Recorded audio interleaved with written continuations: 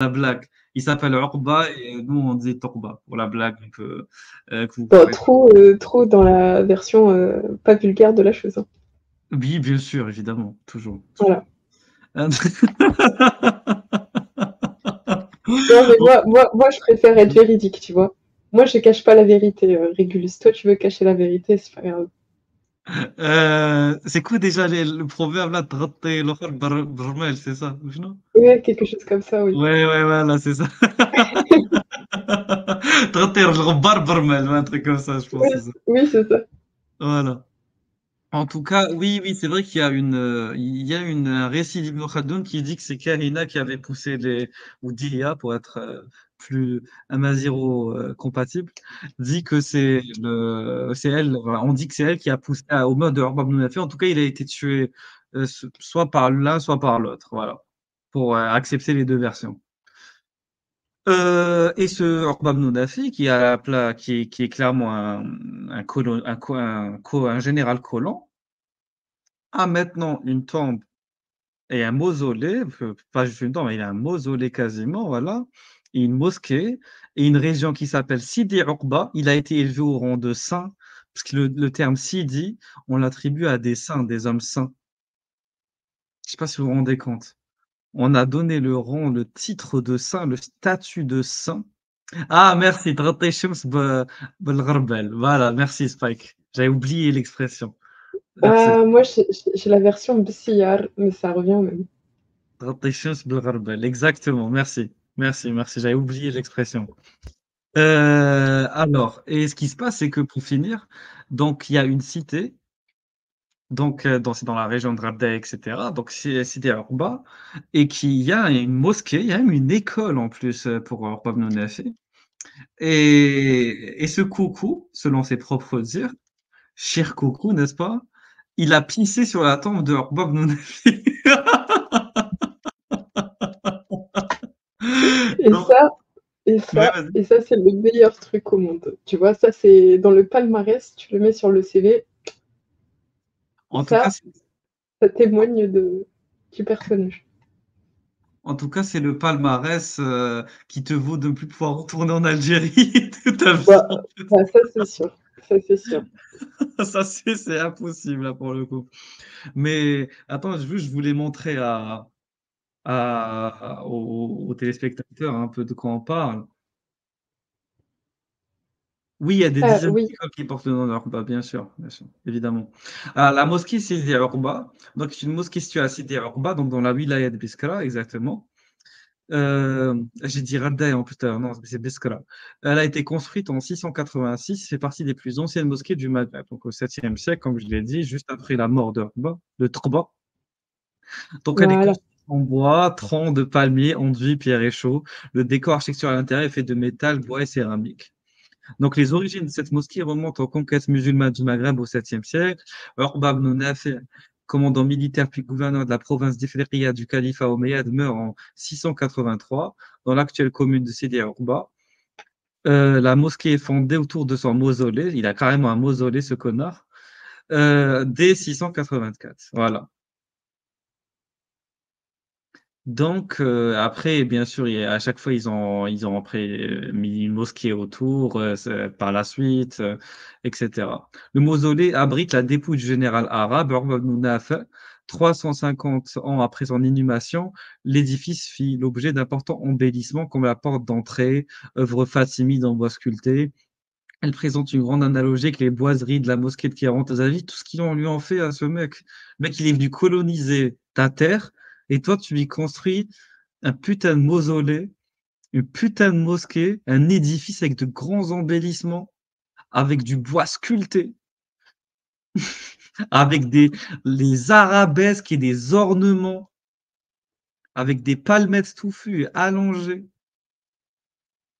Je sais pas si vous vous rendez compte, tout ça pour un putain de général tortionnaire qui a capturé des esclaves, qui a tué des milliers de berbères. On a construit tout ça pour lui.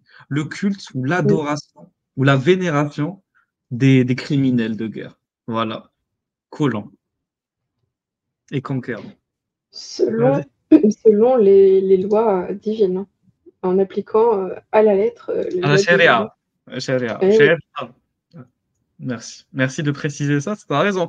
Je trouve que je précise pas assez que c'est relié à l'islam, ce qui s'est passé. Oui, Bah oui, c'est clairement oui, parce relié à qu'il l'a fait, l'islam. il l'a fait et puis il a dit s'il pouvait, continuer, à galoper. Il y a un comment dire? Il y a une citation de lui, qui est connue, tu sais, là où il parle, d'Alexandre, s'il pouvait faire comme Alexandre, l'avait fait, au nom d'Allah, pour tuer les mécréants, il l'aurait fait.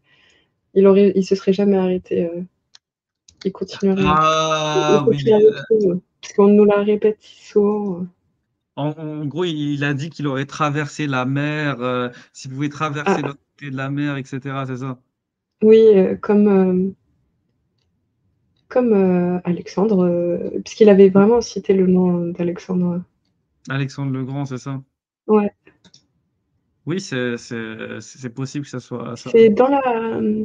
Mhm, C'est. Oh là là, comment il s'appelle le type? Ibn Edari Orkala. mhm. Tu sais, le truc là qui retrace la Oui. conquête du Maghreb, Il y en a de beaucoup. l'actuel Maghreb. Il y a Ibn C'est, Khaldoun, il y a Ibn Nouairi, il y en a beaucoup qui, qui mais je retracent. crois que c'est Idari, si je dis pas de bêtises. Qui? Ibn Idari non, non, le scribe, hein, enfin le type qui a Ouais. écrit l'histoire, enfin l'historien musulman, quoi, enfin arabo-musulman, qui a écrit un livre sur les conquêtes de Mhm, Uqba ibn Nafi, et où il y a mhm. cette citation, il me semble. Moi, Je je vais... pense qu'elle est dans Ibn Nouairi. Attends, je vais voir. C'est de lui dont tu parles. Ben oui, celle qui dit, ben, tu viens de la dire en plus, celle, si la mer Attends. l'empêchait pas, s'il n'y avait pas la mer, en gros, il aurait continué à, à galoper, Attends, je vais essayer de la retrouver. il aurait Ah, continué. Attends, ouais. pas- Mais tu vois de quoi je parle Oui, oui, mais je la quand connais il juste pas. s'adresse à Allah. De, de base, j'avais pas, j'avais pas préparé le Oui, oui, non, t'en fais pas. truc. Non, mais je Attends. disais ça comme ça, mais c'était dans Mais- l'idée que ouais, ouais, ouais. il le faisait vraiment pour Allah, quoi. Hein. Oui, oui, bien sûr, évidemment. Oui. En tout cas, c'est ce qu'il disait. Après, tout le monde sait que c'est pour la drogue et la fame, mais et le mausolée, mais bon. Exactement. Mais, mais oui, attends, je suis en train de revoir. Tac, tac, tac, tac, tac, tac. Parce que, en fait, je vous invite vraiment à lire le récit suivant. Attends, je vais juste le diffuser pour les gens qui auraient envie de lire. Mmh. Attendez, je vais le diffuser. Ouais. Voilà, An-Nouairi, c'est lui dont je parlais. An-Nouairi, histoire de la province d'Afrique et du Maghreb. Partie un, partie 2, voilà. Et ici, ça a été traduit de l'arabe. Et en gros, ça te retrace toute la conquête, voilà, de l'Afrique du Nord par les musulmans. De l'époque des Omeyyades. Et après là, par exemple, c'est classé par thème. Le gouvernement de Muawiyah, la seconde invasion de la province d'Afrique. Le gouvernement de Uqba ibn Nafi al-Fihri, troisième expédition en Afrique. La fondation de Kéron, parce qu'il faut comprendre que Kéron, c'est une ville arabe. Elle a été fondée justement par les conquérants. La ville qu'on trouve en Tunisie. C'est bon, t'as raté, les enfoirés. Ah, attends, attends, je vais supprimer. T'as ta caméra, je pense. Non? Ah, c'est bon, c'est bon. Voilà. Ah, Bonjour. Désolé, je voulais ah, pas vous interrompre. non, tranquille, tranquille. Voilà, un deuxième Algérien qu'on invite. Moi, j'ai Salut. rien. Baïtchal, Moi, Daïnjina. je viens de remarquer que j'avais pas le bon micro, j'avais le micro de la caméra. C'est pour ça que tu m'entendais comme ça, Régulus. Ah, ok, ok. Que je Dommage. comprends mieux. Non, mais là, je t'entends très bien pour le coup. Ouais, mais c'est dommage que ce soit après la traduction. Ah oui, c'est pas grave. Maintenant, tu le sais, pour une autre traduction, ça se passera mieux, j'espère. De toute Exact. façon, elle était pas longue celle-là. Mais sinon, oui, clairement, Uqba ibn Nafi, c'est une épopée quasiment son histoire. Nous, on est des gens à civiliser et lui, il vient comme un grand conquérant, grand civilisateur qui vient pour nous conquérir.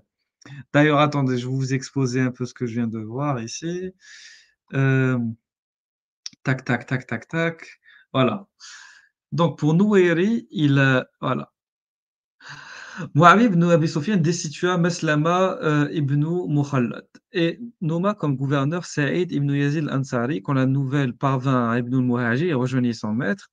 Saïd ibn Yazid nomma Uqba ibn Nafi gouverneur de l'Ifriqiya, donc l'Afrique du Nord, et lui donna le commandement d'une armée de 10 000 hommes en l'an 47, après l'Hégire. Donc Uqba marcha jusqu'à Gafsa, qu'il occupa, il conquit tout sur son passage jusqu'à l'arrivée à l'emplacement de Kéron. Pour nous, il fonda cette ville pour qu'elle soit un camp et un appui pour l'islamisme dans un pays qui apostasiait fréquemment. Les chroniqueurs, les chroniqueurs rapportent différentes anecdotes quant à l'emplacement de la ville et de la mosquée avec sa qibla. Ibn al-Athir raconte, il arriva sur l'emplacement de Kérouan qui n'était alors qu'une cuvette dont les fourrés étaient pleins de bêtes, fauves, de serpents. Comme le ciel exauçait ses prières, il commença par invoquer Dieu, puis prononça ces mots: Serpents et bêtes féroces, nous sommes les compagnons de l'apôtre de Dieu, donc de Momo. Éloignez-vous, car nous allons nous fixer ici, et nous tuerons tous ceux d'entre vous que nous trouvons dorénavant en ces lieux.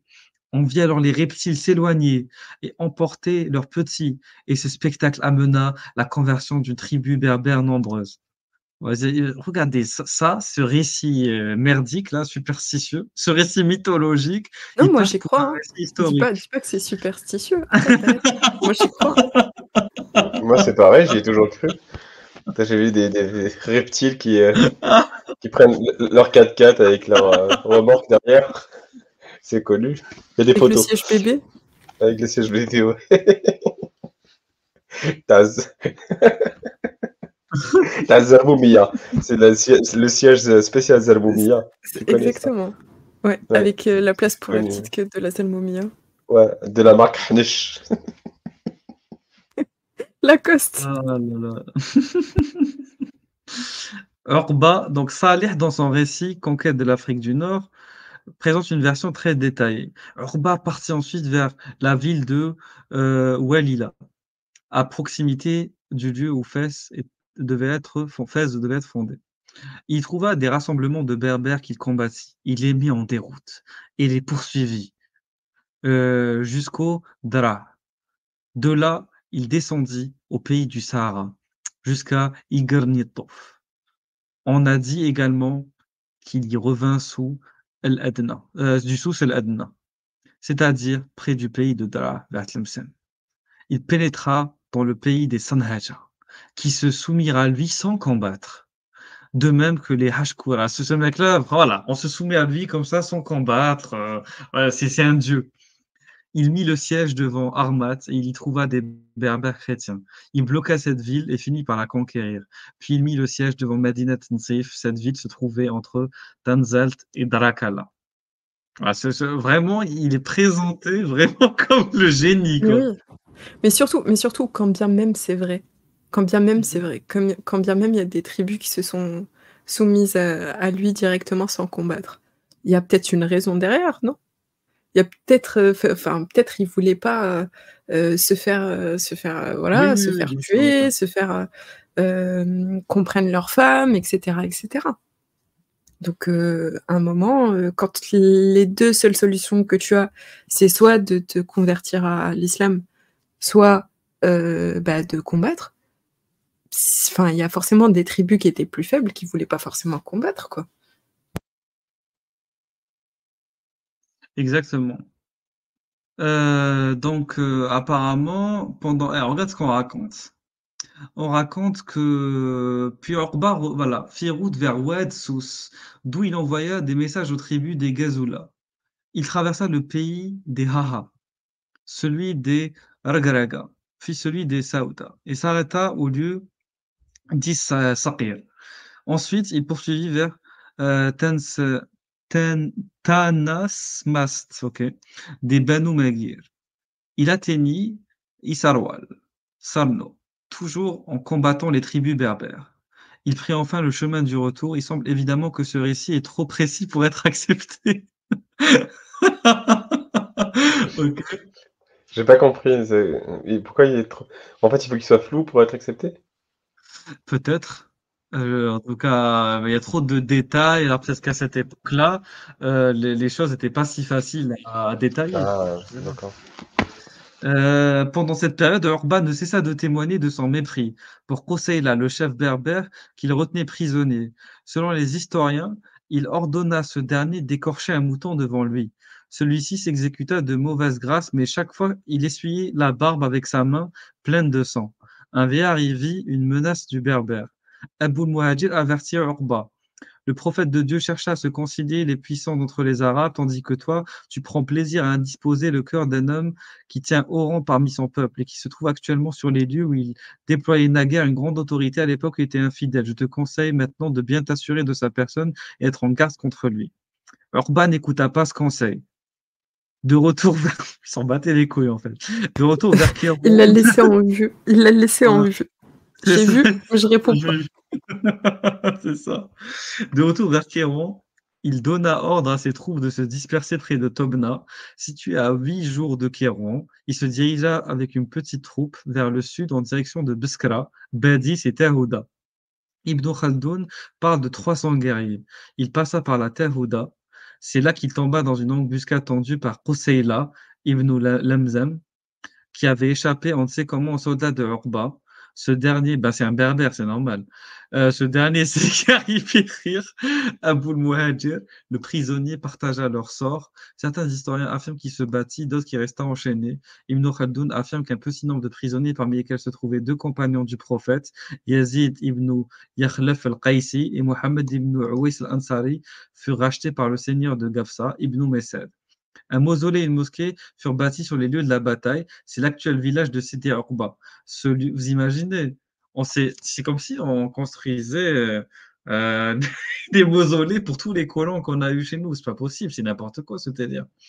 Ce lieu est un lieu de pèlerinage très fréquenté, mais ce ne fut pas toujours le cas, surtout à l'époque fatimide où Al-Bakri rapporte que Maïd, fils d'Ismaïl, et là, petit-fils de Ubaydullah, arrache une partie des briques qui composaient le mihrab. Il envoyait même un détachement de 500 hommes à Sidi Urba pour enlever et brûler les ossements du conquérant de l'Afrique du Nord. Un ouragan empêcha la réalisation de cette opération selon Al-Bakri. Bien sûr, un ouragan. Toujours dans le fantasme, toujours dans les superstitions, dans les légendes. Ouais. Alors attends, je vais juste faire une petite parenthèse là parce que Vas-y. je vois des commentaires. Il y a Touda et Eni qui demandent ce qu'ils ont raté, qu'est-ce qui se passe avec Gilou. C'est juste que on a juste traduit une vidéo, enfin juste une énième menace de mort d'un type. Moi, je veux pas que ce soit une énième. Voilà. Moi, Ouais. Et c'est ça. On a traduit ça aujourd'hui. Donc, si vous vous posez la question, c'était juste vis-à-vis de ça le titre. Enfin, juste. J'ai pas envie de dire juste, mais voilà. Et voilà. J'ai pas envie de dire juste parce que j'ai pas envie de normaliser la chose. C'est pas normal de recevoir des menaces de mort. Donc voilà. C'est à peu près tout. Non, t'as très bien résumé. Voilà. Alors, j'ai trouvé ce que tu cherchais. Voilà, Chia. J'ai trouvé ce que tu cherchais. Ah. C'est ici. Alors, les habitants ont été... Et voilà, alors on va commencer à lire d'ici. Hein. Donc, les habitants ayant été instruits de son approche se retirèrent, les uns dans leurs forteresses, les autres dans les montagnes et les lieux d'accès difficiles. À l'heure du soir, Urba prit position contre la ville et le lendemain, il ordonna une attaque. Plusieurs combats eurent lieu, et les musulmans perdaient à la fin tout espoir de la vie. Quand Dieu leur donna la victoire, l'ennemi fut mis en déroute, la plupart des cavaliers grecs furent tués, et le reste évacua le Zab, leur fierté ont été rabaissées pour toujours. De là, Urba se dirigea vers Tarhor. Les Grecs, ayant été prévenus de son dessein, demandèrent et obtinrent le secours des Berbères. Alors Urba fit halte En s'adressant à ses troupes, il les excita au combat. Dans l'action qui s'ensuivit, les Grecs et les Berbères ne purent résister aux musulmans. Ils perdirent beaucoup de monde en peu de temps.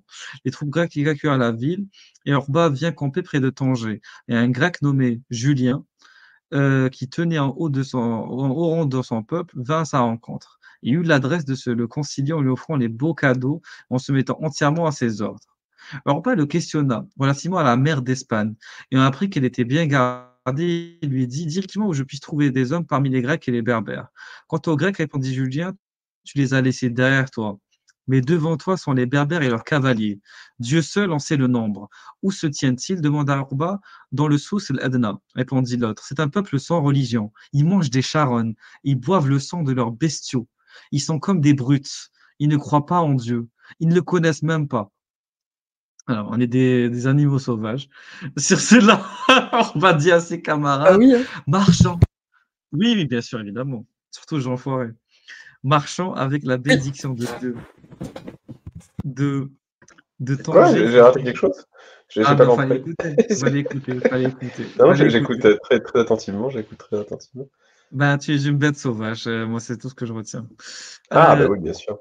Vers Sous el-Adna, il vient jusqu'à une ville nommée Taroudent. Il rencontra les premières troupes berbères. Il fit un carnage. Le reste prit la fuite. Sa cavalerie se détacha et à leur poursuite et pénétra dans Sous el-Adna. Donc, il était en traque. En fait, il était en traque. Les Berbères se réunirent alors en nombre, si grand que Dieu seul pouvait les compter. Mais Orba les attaqua avec un acharnement inouï. Donc le mec, il voulait vraiment découdre, il voulait vraiment nous buter. Il en fit un grand massacre et s'empara de quelques-unes de leurs femmes, lesquelles étaient d'une beauté sans pareille. On rapporte qu'une de leurs jeunes filles, qui avait été amenée en Orient, fut estimée à environ 1000 pièces d'or. Ah, Shira, tu vaux 1000 pièces d'or alors. Ok, intéressant. Ah, qu'est-ce que tu veux? Qu'est-ce que tu veux? C'est ça les pommes berbères, hein. On est épargné par personne, hein. Ah, avec l'inflation, 1000 j'espère que tu pièces vois un peu d'or. plus. 1000 1000 pièces pièces d'or, d'or, c'est ça beaucoup fait plus. combien de chameaux, ça? Ça fait combien de chameaux? Bah justement, avec l'inflation, ça fait quand même 1000 pièces d'or, pas Combien? beaucoup de chameaux, quoi. Pas beaucoup Bah, de 1000 chameaux, tu penses? dinars, 1000 dinars. Je sais pas. Non, pièces d'or, Est-ce que j'ai arrête, vu pièces d'or. Tiens, Arrête, plus tu lis, pièces c'est d'or. incroyable le réguler, c'est parce que plus tu lis, vraiment, plus j'ai l'impression que c'est une espèce de Game of Thrones, mais version Watkins, tu vois. Je te jure, genre les dragons, les trucs, les ouragans, les Kahina qui est un peu la mère des dents. Enfin bref, voilà, C'est vrai, je c'est suis vrai. ébahi par. Et oui, tu as raison, hein, c'est comme ça on avait en fait Sidi Bugeaud, une ville en Algérie qui s'appelle Sidi Bugeaud, du maréchal Bugeaud. Je sais pas si tu connais ce maréchal. Oui, oui, bien sûr. Voilà. Et alors, bah, il faut bien que les Algériens comprennent que c'est exactement pareil, exactement. Alors moi, j'ai juste envie de faire passer une petite jurisprudence de Djilou. Faut pas dire Orba, faut dire Torba. Voilà. Oh, oui, ouais. Torba ibn Ra'i, comme on disait la dernière fois avec. Ah, ça c'est pas mal. Non, ouais. Ouais. Ah oui, oui, oui. Ça j'aime beaucoup. C'est trop bien. Je te laisse traduire le Raï. Le Ra'i, Vas-y. bon, bref. Ok. Désolé de l'intervention qui n'a absolument pas d'intérêt. Non, mais traduis maintenant, traduis. Il veut pas. Ra'i, c'est mon postérieur. C'est mon sol en algérien, mais on utilise pour dire mon cul, quoi. Voilà. Donc le trou de mon cul. Enfin, traduction littérale, c'est le trou fils de mon cul. Oui, c'est ça. Pour être. Voilà. Ah là là. En tout cas, donc je lis la suite. Donc on était où? Donc voilà. Mithral, donc ayant continué sa marche, il vint jusqu'à l'océan Atlantique. Al-Bahr al-Muhit, sans avoir éprouvé de résistance, et il entra dans la mer jusqu'à ce que l'eau atteignît le poitrail de son cheval. Levant donc la main vers le ciel, il dit « Seigneur, si la mer ne m'en empêchait, j'irai dans les contrées éloignées et dans le royaume de Dul-Qarnayn. » Donc c'est là, c'est pour ça que tu as parlé d'Alexandre le Grand, c'est par rapport à Dul-Qarnayn, on en avait parlé la dernière fois. Ok, c'est vrai, je viens de comprendre l'allusion. J'avais oublié ce passage. Donc en combattant pour la religion, et en tuant ceux qui ne croient pas à ton existence ou qui adorent d'autres dieux que toi, S'adressant ensuite à ses camarades, il leur dit retournons sur nos pas avec la bénédiction d'Allah. La terreur des infidèles était devenue si grande qu'ils fuyaient les pays que l'armée traversait. C'est Bon, marrant j'entends- le mot qui est utilisé là, la terreur. C'est rigolo. Hein. Ça rappelle le mot terrorisme. C'est Eh bizarre. oui. Hein. C'est une coïncidence. Moi, je dis c'est une coïncidence. Voilà, c'est une petite coïncidence à ne pas relier à des faits réels. Exact. Tout ça, voilà, tout ça, Ça doit être une superstition. Ça. Ah, je suis mourir. L'expédition se dirigea vers la province d'Afrique, comptant feu à la hauteur de la source d'eau qui est appelée aujourd'hui Ma el-Faras, l'eau du cheval, mais qui n'existait pas alors. Orba et ses troupes furent réduits à la dernière extrémité par la soif. Il fit en conséquence une prière de 2 raka'a. Il invoqua Dieu Tout-Puissant. Aussitôt, le cheval commença à gratter la terre avec son pied, à écarter le graphie quand il en sortit de l'eau. Ah, c'est pas possible, c'est un prophète, ce mec. C'est un prophète. Il prie, ses prières, c'est de la folie. Il en transforme en un personnage mythique. Oui. Et- Comment il en transforme. Je crois que tu lags Tu Régulus. bugs, non? C'est moi qui C'est lag. moi ou toi? Non, ouais, c'est Régulus qui lag. Ouais. Ah, ok. Bon, Ah, je peux reprendre la main du coup. Ouais, ça va là, c'est bon. T'aurais pu faire l'effort de dire que c'était pas moi. C'était vraiment un enfant. Ah, non, pardon, c'est moi, c'est moi. Vous laguez tous, les gens. Régulus. Même toi, tu lagues, Jean-François. Ah, pardon, excuse-moi. Ok. C'est pas grave. Et qu'est-ce que j'allais dire? Mais c'est ça, c'est pas juste un personnage mythique, c'est un personnage adulé presque.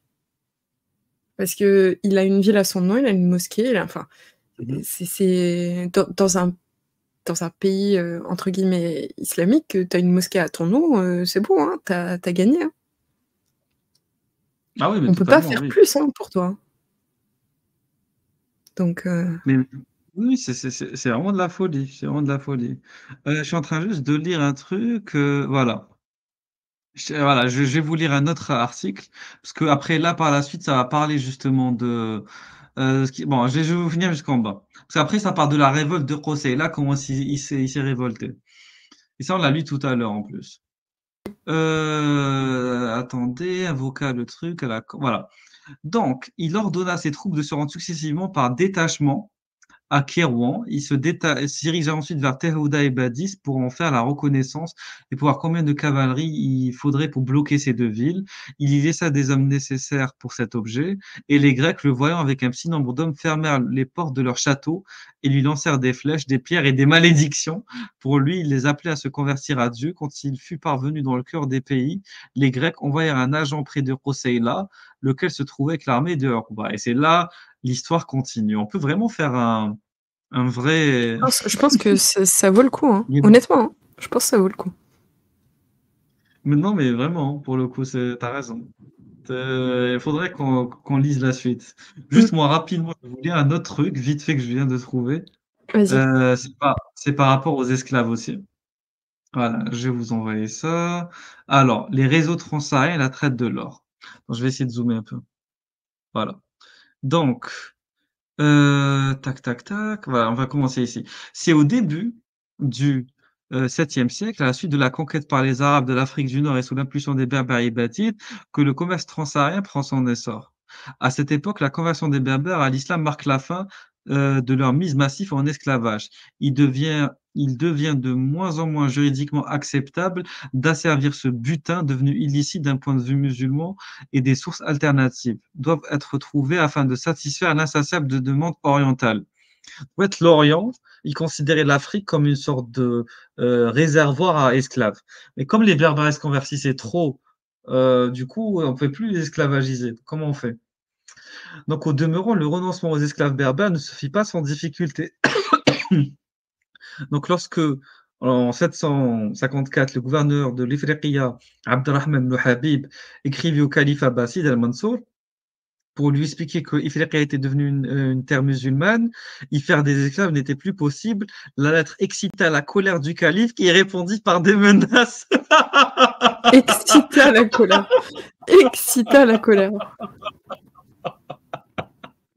putain, pourquoi vous les avez laissés se convertir? Mais moi je voulais les meufs berbères, c'est pas possible, là, putain.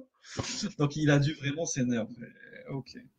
Donc un auteur du 9e siècle, Zayden, affirme que les Arabes ont d'abord envisagé les conquêtes en Afrique du Nord comme un moyen d'acquérir plus d'esclaves. Eh oui. Et de ce fait, lors du djihad, le Maghreb fut considéré comme une terre de butin et de prédation, une pépinière d'esclaves. Pépinière d'esclaves, voilà, un réservoir d'esclaves. Ah, c'est comme ça qu'à la base, le Maghreb était vu. Donc, Tahiyya al-Islam, Karamun Allah bil-Islam, Futuhat Islamiyya et Non, tout, mais etc. oui, Avec c'était pour propager la bonne parole et l'amour de Allah pour ses créatures. Voyons.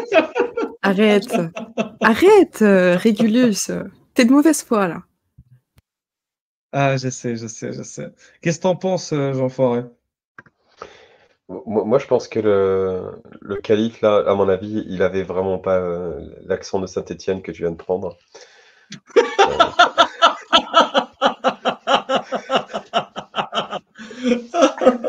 Ah, tu m'as tué. Est-ce qu'il avait Ouais, quoi c'est chouette. comme accent, Jean Forêt? Ah, je pense que, à mon avis, et pourquoi vous les avez arrêtés de convertir? Il faut stopper maintenant, ça suffit, je veux des bzaises, des berbères. Ok, Voilà, bien je vu. pense que ça ressemble plutôt à ça. Ce que j'en pense, bah écoute, qu'est-ce que tu veux que j'en pense, sérieusement? Hein. Le jour où on descendra cette statue de Orbab Nou Onafi, ben, on aura récupéré un peu de dignité, j'ai envie de dire. Voilà. Tout ça, on ne le sait pas, hein, on ne le sait pas. Tout ce que tu fais, en fait, c'est vraiment d'utilité publique.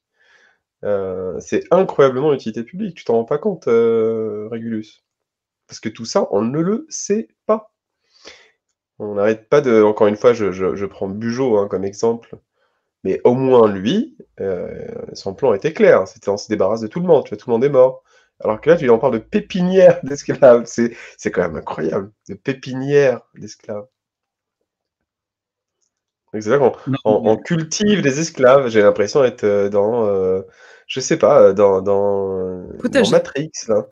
Un potager. Ouais. Non, mais dans Matrix, c'était des moments où les robots, tu as cultivé les humains pour de l'énergie. C'est exactement ça, en fait. Et l'esclave, ça servait à ça. L'esclave, c'est de l'énergie. C'est un épisode de South Park, quoi. Ouais. Faut pas l'oublier, encore une fois. Un esclave, c'est ce dont on se sert pour fabriquer, encore une fois, de l'énergie. Une énergie motrice, la vraie énergie motrice. Et éventuellement, on peut voilà, avoir des rapports sexuels avec, etc. etc. Donc le pépiniérisme d'esclaves, d'une déshumanisation absolument incroyable, surtout qu'on avait lu, alors je sais pas, hein, la force des hadiths qu'on a lu la dernière fois, hein, les 70, 70 parties du mal dans 69 ont été récupérées par les Berbères. Oui. Voilà, Ouais. moi j'y vois vraiment, hein, j'y vois vraiment la même chose que ce qui a été fait avec les Indiens d'Amérique. Tu peux répéter ce que tu as dit, Jean Forêt, j'ai raté l'info. Alors, et on a lu la dernière fois avec Régulus un certain nombre de hadiths. Alors, on ne connaît pas l'authenticité. J'imagine qu'elle bouge à l'authenticité en fonction de ce qu'on veut en faire, je suppose. Mais il y a un des hadiths qui dit que Dieu a, en gros, séparé le mal en 70 parts. Les Berbères en ont 69. Les humains, donc les Berbères s'appellent des humains évidemment, et les djinns en ont une. Ah, pas Voilà. mal. On est bien, on se met bien. 69, voilà. en plus, c'est un joli chiffre. On a gagné. Voilà. C'est ça. Voilà, donc selon Tabarani, le mal est divisé en 70 parts égales, le berbère en possède 69, le djinn et l'humain une seule. Voilà, donc on n'est pas humain, et nous on a 79 sur 70 Ouais, c'est un monopole. de mal. Non, on est voilà. bien. En plus, on est bien. Et en plus, le mal, c'est pas comme ça, le mal dans l'absolu, c'est plus particulier. Lis ça, on va voir si tu comprends. Vas-y. C'est quoi ça? Khabitha. Toi, tu es une khabitha. C'est le مسخرة, tu vois. Mais Je sais pas ce que qu'est-ce c'est que que c'est que ça? Non, je connais pas. Je sais pas ce que c'est Ben, qu'un khabith. c'est Non, pas que non, c'est que je sais le pas. foot en Non, arabe. honnêtement, c'est la première fois que j'entends ce mot. C'est le vice. Ça. Ah, Voilà. Voilà. C'est plus Donc, que le ok. vice, c'est un peu la crasse, la malice, tu sais, c'est ça. Ok, parce que je croyais que le vice c'était rahboun, quoi. Enfin, quand tu dis un vicieux, tu dis un rahboun. Oui, mais on dit aussi khabith en Ouais, arabe khabith. littéral. Ouais, Ouais, c'est malveillant, tu vois, khabith, c'est haqid, qadara, ok. tu vois. Ouais, C'est ok, C'est nous. ça. ok. Voilà, c'est nous. Et et Alhamdoulilah. t'as une autre anecdote. Ah, regarde comment toutes les insultes qu'on recevait les berbères. Magous, païens, Alladina ashraku, les Mhm. associationnistes, exclus par le prophète, Naha anom momo. Voilà. Mhm. Que des insultes. Et regarde je veux que tu la lises, toi. Cette anecdote devenue très populaire. Vas-y, dis-la. Laquelle à partir de... Ok, avant moi, ces gens-là reçurent un autre prophète, mais ils l'égorgèrent, ils le firent cuire, mangèrent sa chair et burent la sauce. Voilà. Celui-là, je Ouais, le connais plus, en vrai. j'étais En choqué vrai, par la celui-là, je le sauce parce connais. que. Non, mais vraiment, j'étais choqué par la sauce parce que j'étais vraiment en train de voir de quelle manière, avec quelle sauce en fait tu. C'est une sauce au vin ou c'est une sauce brune, tu vois, et que tu peux Ouais. manger un prophète. Et je sais pas, j'ai pas trouvé Je sais pas. Je pense d'article. échalote. La sauce Je échalote, pense que c'est c'est celle qui va le mieux. Ouais, ouais. Parce que ça a un au petit goût poivre. sucré, ça atténue. Et moi, je veux que Une sauce au hantet. Pardon, excuse-moi. Et moi, je veux que tu lis ce hadith pro-berbère et je veux que tu nous donnes ton avis dessus. Vas-y, dis-le. Ok, il nous a été porté que Aïssa puisse Dieu Aïcha. être satisfait. Aïcha, c'est Aïcha ça avec le petit. Ouais. Ok. Puisse Aïcha. Dieu être satisfait d'elle, vit un jeune garçon qui portait 2 nattes de cheveux. Il avait belle apparence. Elle demanda alors à quelle lignée celui-ci appartient-il parmi les captifs. On lui répondit des Berbères. Alors Aïcha, puisse Dieu être satisfait d'elle, déclara: les Berbères savent conduire Lot, frapper de leur épée et mettre la bride au roi comme on bride les chevaux. Ok. Pas mal. Ouais, donc on est bon en fait, mais Là, quand on est bon, voilà, quand on est bon, c'est d'un point de vue pornographique, quoi. Super. Oui, Voilà, oui, c'est super. ça, c'est objectifié, bien sûr. Voilà. Après, elle a raison un peu, les gars. Ah Oui, on est d'accord. On va pas se mentir. On est bon, oui, on est bon. Vous savez Ah là conduire là. l'autre, quoi. Ouh là là, le live dérive, le live dérive. Mais Non, mais on tout ça prend le pour dire compliment. très On prend le sérieusement, compliment. tu m'as posé la question, Régulus, très sérieusement. Faut vraiment qu'on se réveille, quoi. C'est insupportable, Oui, oui, vraiment, hein. oui, oui, bien sûr. Et ça Moi, arrive, quand ça je dis, arrive. quand je dis ça, c'est tragicomique, hein. J'ai envie de me taper la tête contre les murs. Parce qu'en plus, c'est pas enseigné, tu vois. C'est vraiment pas enseigné. C'est la version que tu as à l'école quand elle est abordée, c'est pas du tout celle-là. Non, on te dit l'islam karama, genre. كرم النساء كرم المرأة Ouais, كرم النساء. mais cher el mar'a, genre même quand tu poses parce que bon, quand t'es algérienne, on va pas te la faire à l'envers, quoi. Non, ma karam walou, genre tu vas pas dire l'inverse. Par contre, parce que tu connais ta place entre guillemets. On t'apprend à connaître ta place de femme. Mais par contre, la place, enfin. Le côté civilisationnel de l'islam qui en fait avant l'islam tout le monde était barbare et je sais pas quoi ça c'est un gros problème, hein. C'est un gros problème parce que dans le système éducatif on t'apprend que non en fait l'islam ça a été ramené parce que par la grâce d'Allah, tu vois, que tout le monde s'est soumis comme ça d'un claquement de doigts tellement l'islam c'est beau, quoi. C'est vraiment un Voilà. truc Non, mais c'est pas, de l'idolâtrie, hein. C'est le récit national algérien, voilà. C'est ça, c'est Mais ça. ça me dérange pas à la limite, tu vois. L'islam, enfin, évidemment que ça me dérange, mais c'est pas la question. C'est la Non, mais question, c'est ça, c'est la façon dont il a été apporté. Non, pire encore, c'est que quand tu vas, par exemple, en Iran, ils sont musulmans. C'est pas de problème. C'est pas l'islam qui est le problème ici, c'est de dire qu'on est arabo-musulman. C'est ça le problème. Ou arabo-berbère, ou harabana l'islam, etc., etc. C'est ça en fait la plus grosse arnaque. En C'est, fait, c'est... oui, c'est ça. En fait, faut comprendre un truc, Chira, dans ce qu'on a lu avec Jean Foiré la dernière fois.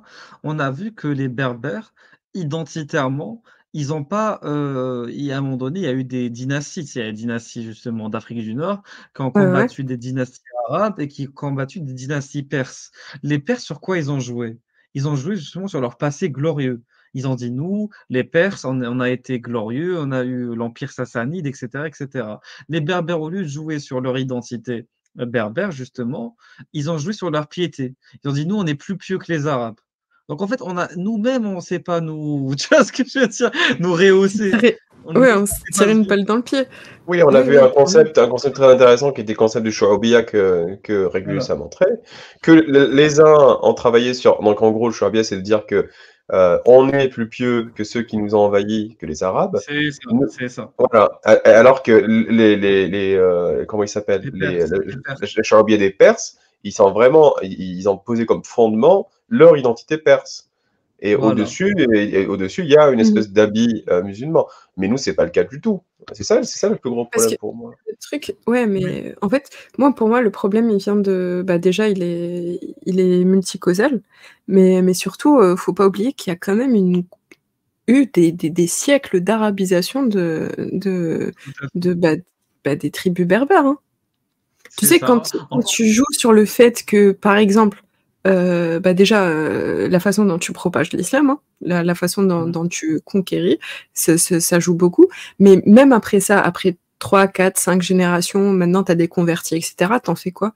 Ils sont là, ils ont leur identité, ils ont leur langue, et bah toi, tu dis quoi?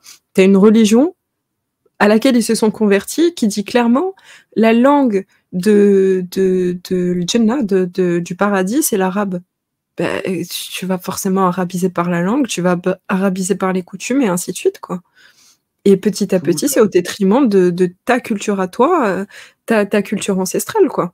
Donc, C'est pour ça que pour moi, bien que je comprends ce que veut dire Jean Foiré, et je peux le suivre dans une certaine mesure.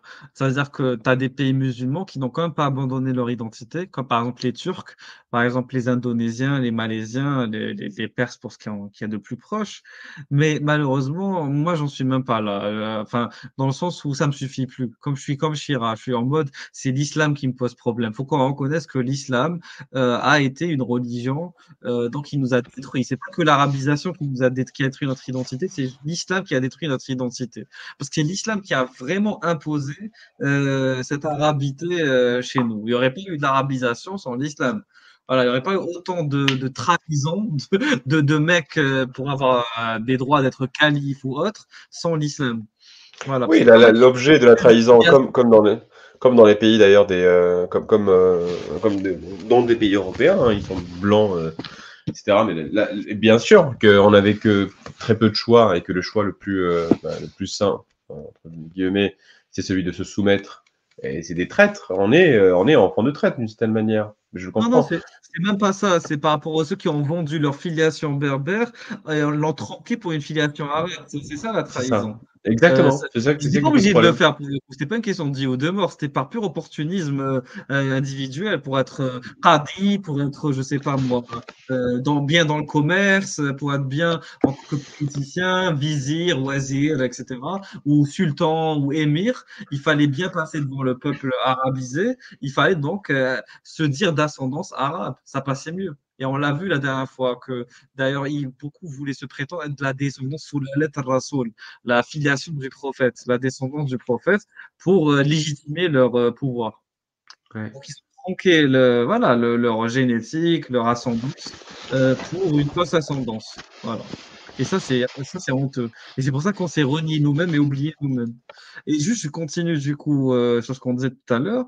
Donc, pépinière d'esclaves, l'accord arabo-berbère de Baraka en Cyrénaïque, donc en Libye, la première ville conquise au-delà de l'Égypte, initie cette politique en imposant aux Berbères de la tribu des Louata et non encore convertis un énorme tribut de jizya de 13 000 dinars et surtout en permettant la conversibilité de ce tribut monétaire en esclaves. une clause exceptionnelle qui ne manqua pas d'embarrasser par la suite les juristes. Stipulait que les Louata, s'ils ne pouvaient réunir la somme exigée, pouvaient vendre telle de leur fils ou leur fille pour s'acquitter de cette jizya. T'imaginez l'humiliation qui est que Ouais. les Berbères ont subie. C'est une humiliation. Soit tu me donnes le fric, soit tu me donnes ton enfant. Ouais. C'est ce qu'on remarque en Afghanistan aujourd'hui, par exemple. C'est ça. Toujours... Dès ce moment, l'ensemble de l'Afrique septentrionale, fit l'objet de violences extrêmes et subit au fil des ans une véritable hémorragie humaine. C'est pas moi qui le dis. Hein. En témoignent les récits des auteurs musulmans. D'après El-Maliki el-Nouairi, dans Ibn Khaldoun, lorsque Hassan ibn Nu'man al-Ghassani, donc c'est un général arabo-musulman omeyyade, quitta l'Afrique du Nord pour rejoindre l'Orient en 698, il emportait avec lui un butin énorme, dont 35 000 berbères réduits en esclavage. 35 000. Ibn Ahdari écrit que Moussa ibn Nusayr dépêcha 500 cavaliers contre les berbères de Zarwan au sud de Tunis, où ils firent 10 000 prisonniers. Moussa envoya encore contre d'autres groupes berbères son fils aîné, Abdallah, qui les défit et ramena 100 000 prisonniers. Son second fils, Marwan, d'un autre côté, fit de même. Nouairi ajoute que Moussa lui-même fit également 100 000 captifs. Et ces chiffres, bon, lui te dit c'est un fantaisiste, tandis que la mise en rapport des données d'ensemble fait apparaître de grandes discordances parmi les chroniqueurs arabes. Mais c'est pour ça que nous, on est intelligents. On ne va pas forcément s'attacher aux chiffres en tant que tels. On va s'attacher sur les ordres de grandeur. Moi, je ne vais pas m'attacher le chiffre en lui-même, 100 000, 200 000, mais c'était des ordres de grandeur très élevés. On ne parle pas de 10 personnes, 200 personnes. Voilà, moi, c'est ça que je regarde. C'est ça. Ces chiffres, c'est-à-dire que, voilà. que oui, bien sûr, tu réfléchis, tu te dis 100 000, ça semble énorme. C'est pas 100 000 exactement, c'est sûr. Mais par contre, c'est un chiffre assez gros pour qu'on mette un ordre de grandeur comme ça dessus, quoi. Donc oui, enfin, c'était pas, comme tu l'as très très bien dit, c'était pas 2-3 familles touchées, quoi. Voilà, exactement. Donc, ainsi, Ibn Khaldoun hésite même entre 70 000 et 100 000 captifs à Trabels. En réalité, en moins de 70 ans, de Uqba ibn Nafi à Moussa ibn Nusayr, Mohamed Talbi affirme que ce sont au total 415 000 berbères qui ont été réduits en esclavage. Moi, en 70 ans, 415 000, je considère que c'est une hécatombe. Voilà. 415 000, c'est énorme. 415 000. Ouais. Donc, voilà. Donc, il est vrai, selon Ibn Khaldoun, donc il dit Abu Mohammed, c'était Abu Yazid, raconte que depuis Tripoli jusqu'à Tanger, donc Tripoli c'est en Libye, Tanger c'est au Maroc, les populations berbères apostasièrent 12 fois. Comme on dit tout à l'heure, 12 fois c'est un ordre de grandeur aussi. Et que l'islam ne fut solidement établi qu'après la conquête totale du Maghreb. Voilà. Et après, on lit la suite. Mais la résistance acharnée des berbères n'explique pas n'explique pas seule une œuvre de pacification si longue et si pénible. Robert Brunswick a montré à propos d'un récit de l'historien Abd al-Hakam comment celui-ci avait justifié de manière apocryphe la mise en esclavage par Uqba ibn Nafi. Par la suite, la prise d'esclaves parmi les populations berbères fut autant la cause de leur révolte que le produit d'une chasse délibérée afin de satisfaire la demande omeyyade puis abbasside en esclaves. En gros, il est en train de dire que Uqba ibn Nafi, ils l'ont utilisé pour justifier le fait qu'il y ait beaucoup d'esclavage parce qu'en fait, soi-disant, ils étaient trop résistants. En fait, non. La vérité, c'est que les orientaux, donc les califes orientaux, avaient besoin d'esclaves.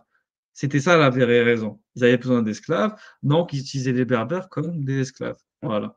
C'est ça, et du coup, c'est ça qui a créé des révoltes, autant de révoltes et d'apostasie, enfin de vagues d'apostasie à chaque fois. Et donc voilà. En fait, il y avait des pressions côté abbasside et omeyyade pour les esclaves. Donc, ils essayaient de subvenir aux besoins. Enfin, c'est la loi de l'offre et de la demande. Hein. Et du coup, ça créait des révoltes chez les Berbères. Exactement. Donc ici, ça dit que en particulier de jeunes filles berbères, Jawari, réputées d'une beauté sans pareille. En définitive, les témoignages montrent comment de fausses accusations d'apostasie justifièrent les asservissements. Ces assujettissements s'effectuèrent d'autant plus facilement que les Arabes, selon la mort d'ici, méprisaient chez les Berbères les gens avares et durs à la langue incompréhensible. Et qu'au moins, jusqu'au Xe siècle, ils étaient classés parmi les descendants de Shem et considérés comme des Noirs. Des hadiths fabriqués pour la circonstance véhiculèrent volontiers ces préjugés. Donc, on rapporte que le prophète, que la bénédiction et le salut, on s'en fout, a dit: il n'existe pas sous les cieux ni sur terre de plus méchante créature que les Berbères. Quand même, je n'aurais rien à donner en aumône dans la voie de Dieu, si ce n'est la poignée de mon fouet. Il me serait encore plus agréable de donner cette poignée plutôt que d'affranchir un Berbère. Voilà, c'est une sous-merde, quoi. Vraiment, là, il est en Oui, train de c'est dire vrai. Berbère. Non, mais c'est vrai, c'est vrai. C'est vrai, les Berbères, c'est des sous-merdes. Hein. Mais allez. C'est pour ça qu'ils prenaient autant d'esclaves, évidemment.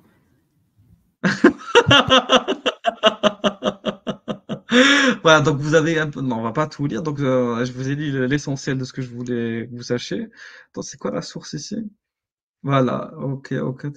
Ah, ok. Au Xe siècle, la Cordoue, les esclaves blancs étaient présentés comme franques, galiciennes et berbères. Ouais, parce qu'ils fantasmaient beaucoup sur les blanches. Ok. Peut-être il faut expliquer le délire de Shem et pourquoi c'est un argument. Islamiquement Vas-y. parlant, pourquoi ça. Bah, je vais laisser Jean Foiré l'expliquer, il l'explique mieux que moi. Mais le côté de dire que les Berbères sont des descendants de Shem, donc qui sont noirs, peut-être qu'il faudrait expliquer c'est quoi la place du peuple de Shem, donc du peuple des Noirs, dans l'islam. Jean Foiré, tu veux le faire? Oh, mais c'est un sujet trop lent. C'est une opposition entre les Rapide sur le côté enfants de Sem et les enfants de Shem. Ouais, les enfants de Shem étant punis, évidemment, sans punis de la couleur, et donc sont inférieurs de fait. En tout cas, ne se sentent pas pieux de fait. Mais je pense qu'il faudrait prendre des textes par rapport à ça. Et faire surtout pour la jizya. Mais je Le crois. fait qu'ils n'aient pas le choix. Exactement. Et voilà. Mais il me semble que Régulus a fait un live sur ça, hein, sur le. Oui, Allah oui. est-il un nazi Non, mais avec sur ça l'appui. Hein. Vous allez regarder le live dessus par rapport à Tabari qui justifie l'asservissement des peuples noirs, qui dit qu'en fait, il prend la légende biblique de Noé qui avait 3 fils, Sem, Japhet et Cham. Donc Sem pour les Sémites, Japhet c'est les Européens et Cham c'est les Africains. Et en gros, Cham c'est un peu le représentant, l'ancêtre de tous les Africains, notamment des Noirs africains. Et du coup, qui aurait été d'ailleurs maudit par Dieu, d'où la couleur noire. Bon, ça, c'est la légende biblique. Après, qui a été récupéré par certains savants musulmans comme Tabari, et qui relate vraiment le fait que Dieu, de par la malédiction de toute la descendance de Cham, a justifié quelque part leur asservissement et le fait que voilà, on les considère comme une essence. Pas une naissance N-A-I-S-S-E, mais c'est plus une essence, voilà, E-S-S, voilà, d'esclaves, de gens qui sont potentiellement propres à être asservis. De toute façon, allez voir, même s'ils sont musulmans d'ailleurs, voilà, il y a problématique. Voilà. En fait, ils te disent qu'ils ne peuvent se libérer de leur asservissement ou de leur malédiction essentielle avec laquelle ils sont nés que par la conversion. Voilà. Que c'est ça, que pour les gens musulmans. Donc là, je lis juste une variante. La variante avant que tu continues, je suis désolé, je vais devoir vous laisser. Merci beaucoup pour l'invitation. J'essaierai de revenir tout à l'heure si vous êtes encore là, parce que je sais que je sais pas. Je risque de part, ça fait 2 heures. Mais c'est pas grave. Vraiment, merci pour le travail d'utilité publique. Il faudra peut-être qu'on le fasse en algérien à un moment pour le vendre aux Algériens aussi. C'est vrai, allez, à plus tard, les gars. Ciao, ciao. Donc là, l'autre variante, c'est quoi? C'est je préfère faire l'aumône de ma seule part de nourriture plutôt que de libérer un esclave berbère. Voilà, c'est là dans le Qazwini. Maintenant, Al-Qazwini. Et du coup, et là, on va s'en aller vers la fin. Un dernier article que j'ai trouvé qui est intéressant. Ah, je sais pas si forcément à la fin, parce qu'il y a toujours des trucs que j'ai envie de partager avec vous. Il n'y a pas de souci. Écoute, j'ai le temps, hein, si jamais, il n'y a pas de problème. Ça marche. Ah, super. Ouais, parce que ce qui est cool, c'est que tu sois là pour rajouter les anecdotes et enrichir le discours. Et aussi échanger, bien sûr, parce que c'est quand d'être tout seul à monologuer, c'est chiant, j'avoue. Alors, dans un article publié en juin 2001, dans sa chronique du quotidien algérien Liberté, Amin Zawi, écrivain intellectuel algérien, rapporte quelques détails concernant cette histoire. Donc, je vais vous la lire. Le guide suprême des croyants, Hicham ibn Malik, jaloux de son père Marwan, décida de suivre son exemple en faisant venir des femmes du pays des Berbères. Il envoya donc une lettre à son gouverneur de l'Ifriqiya en Tunisie, pays des Amazirs. Il dit, émir des croyants, Amir Mominin, prenant connaissance de ce qu'envoyait votre prédécesseur Moussa ibn Nusayr à Abdelmalek ibn Marwan, miséricorde d'Allah soit sur lui, en nombre de femmes berbères, il, donc le calife, vous demande de faire de même. Vous avez sous votre commande un nombre inestimable de belles femmes berbères, des femmes qui comblent le regard, des femmes captivant les cœurs, ce qui est introuvable chez nous à Damas ou dans nos autres régions obéissantes. Je vous demande de prendre toutes les précisions et l'attention dans le choix des femmes berbères. Donc là, il fait une commande à Ikea, je sais pas dans, dans quel C'est ça. programme. Donc là, Alors, s'il te plaît, moi, je regarde veux les yeux critères. bleus, yeux verts, yeux marrons, ça dégage, parce que j'en ai déjà à Damas. Vas-y, Allez, lis let's les go, critères. c'est exactement ça. Le calife ajoute, prend en considération ce qui suit. La beauté extrême, les doigts fins, l'élégance physique, le calme esprit, les cheveux longs, la race pure, les yeux amusés, les joues lisses, les petites bouches, les beaux visages, les corps vibrants, la taille moyenne, les voix envoûtantes. Voilà, Incroyable, c'est magnifique. incroyable. C'est le catalogue. Le Eh catalogue. oui, eh oui. Donc, on estime que plus de 500 000 femmes ont été envoyées à Damas, puis disséminées dans tout le califat pour renouveler la race dite arabe et améliorer sa qualité. Donc, ouais, c'est parce qu'ils te disent race pure, donc je comprends pas pourquoi il veut ça. Donc, c'est comme Non, si, voilà. mais c'est marrant, ça serait. On pourrait peut-être utiliser le terme eugénisme, je sais pas. Voilà, oui, oui, bah, très possible, très possible. Ouais, j'ai l'impression que c'est un peu vers ça qu'on se dirige. Donc, dans une conférence donnée à l'Université du Caire en 2018, un écrivain égyptien, Ahmed Al-Tayyib, et repris sur son site Meysiroun, avance le chiffre de 600 000 esclaves berbères transférés vers Damas. 600 000. Le gouverneur a pris la précaution d'ajouter dans son courrier que ces femmes seront les mères de nos enfants. Putain, c'est horrible. Les femmes volontaires ont vite déchanté, sans aucun espoir de retour espéré. Le syndrome de Stockholm se transforma vite en cauchemar de Damas.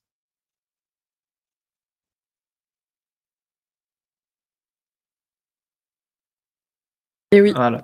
On avait fait miroiter le paradis aux femmes berbères. On a faudrait observé le peut-être Oui, faudrait vas-y, peut-être vas-y. lire le titre parce qu'il est très beau. Le Le djihad titre ou ça? Nikah. Le Ah djihad oui, oui, Nikah. Djihad Nika. Oui, oui, oui, Djihad C'était Nika. beau On va quand dire même. ce que c'est. On va dire ce que c'est écrit en bas. On avait fait miroiter le paradis aux femmes berbères en allant servir le calife émir des croyants en cette fin du 7e siècle. Elles ne se doutaient pas qu'elles allaient être transformées en esclaves sexuels. C'est un peu ce qui se passe encore de nos jours dans certains pays du Golfe, avec des jeunes filles venues des Philippines et d'autres pays à la recherche d'un travail et d'une vie meilleure. Beaucoup se retrouvent asservis très vite et devenus esclaves sexuels, leur passeport confisqué et leur dignité piétinée. C'est le même phénomène qui a été constaté ces dernières années à la faveur de l'apparition de l'État islamique, Daesh. Des milliers de femmes tunisiennes en particulier, mais pas seulement, à qui on avait promis une vie paradisiaque dans un État très-céleste, étaient parties comme volontaires pour pratiquer le djihad al-nikah, le djihad de la baise, en Irak et en Syrie. Il faut dire les mots comme ils sont. Parce que Donc, et ils s'en cachent pas. Enfin, faut dire aussi que les recruteurs, ils s'en cachent pas tout le temps, quoi. Il y a des femmes qui se font avoir, mais il y a d'autres femmes, enfin, ça parle beaucoup de sexe, hein, honnêtement, dans les cellules oui, de oui, oui, recrutement. Donc oui, clairement. voilà. Ah là là là là, c'est terrible. Et du coup, ce djihad consiste à servir d'objet sexuel aux combattants du djihad, donc pour leur donner force et vigueur. Certaines d'entre elles, une fois revenues, ont raconté l'enfer qu'elles y ont vécu, se faisant violer jusqu'à une cinquantaine de fois par jour, en fait, de départ volontaire, ces pauvres femmes étaient totalement soumises à une idéologie qui était réapparue en Tunisie à la faveur de l'arrivée des islamistes d'Ennahda au pouvoir. Donc le problème, c'est pourquoi est-ce que des islamistes ont, la main dans des pays, musulmans, arabo-musulmans en général? Parce qu'il y a déjà l'islam, c'est logique en fait. Même si c'est un islam traditionnel, épuré, ce que tu veux, tant qu'il y a l'islam, il suffit juste du virus rigoriste qui rentre par une porte donnée et c'est fini et le cauchemar recommence. C'est ça, parce qu'en fait, c'est ultra normalisé, en fait. Tu peux avoir un parti, à partir du moment où tu peux parler politiquement avec l'islam, tu peux avoir un parti politique islamiste, tu peux tout ça, enfin, toutes ces choses qu'on peut pas imaginer en France actuellement, ce serait impossible que tu aies un parti politique qui se fonde uniquement, par exemple, sur l'islam, hein, mais ça peut être n'importe lequel, et qui te dit, voilà, c'est ça mon programme électoral, c'est le Coran, ou c'est la Bible, ou c'est voilà, la Torah. C'est impensable. Mais dans ces pays-là, tant qu'il s'agit d'islam, c'est tout à fait normal. Il n'y a pas de problème avec ça, en fait. Tu vas pas te faire mal regarder, tu vas pas te... Au pire, pour les plus progressistes d'entre eux, qui sont quand même musulmans, ils se diront, ok, bah laisse le vieux parler, enfin, voilà, genre laisse-le parler tout seul, tranquille, il est en train de prêcher son truc. Moi, je suis pas convaincue, je suis musulman, mais je suis pas convaincue, mais tranquille, il est pas méchant, quoi. Et c'est ça, en fait. Et c'est pour ça que c'est un terrain super fertile pour ce genre d'idéologie. Parce qu'en fait, tu as déjà une idéologie qui est là et qui existe. Il suffit juste de rajouter la graine rigoriste qui te dit « Attends, toi, t'es peut-être musulman, mais tu sais, c'est pas vraiment ça, l'islam. T'es quand même en train de beaucoup pécher pour un musulman. Tu sais que ça, c'est interdit. Tu sais que la musique, c'est haram. Tu sais que machin, c'est haram. » Et ainsi de suite, jusqu'à ce que tu engraines des grosses portions de ta population que tu peux plus négliger, en fait. Voilà. Exactement. Ah là là là là. Mais donc du coup, selon toi, ce qu'il faudrait faire pour éviter que ça puisse recommencer, c'est vraiment que les États maghrébins, pour ne citer qu'eux, considèrent l'islam comme n'étant plus un élément devant figurer dans ni la Constitution, ni dans les lois, et ni comme pouvant se constituer comme étant parti politique. Pour toi, ça doit quitter non seulement les lois et non seulement la politique. Okay. C'est ça. C'est vraiment... En fait, quelque part, c'est le principe de... Alors, je dirais pas laïcité pour le coup, je dirais vraiment sécularisme. Voilà. Ouais. C'est bien sûr la laïcité, c'est dedans, mais la laïcité, c'est... Enfin, quand on dit laïcité, c'est liberté de pratiquer sa religion, machin, liberté de conscience, quoi. Mais c'est pas juste ça, en fait. C'est vraiment...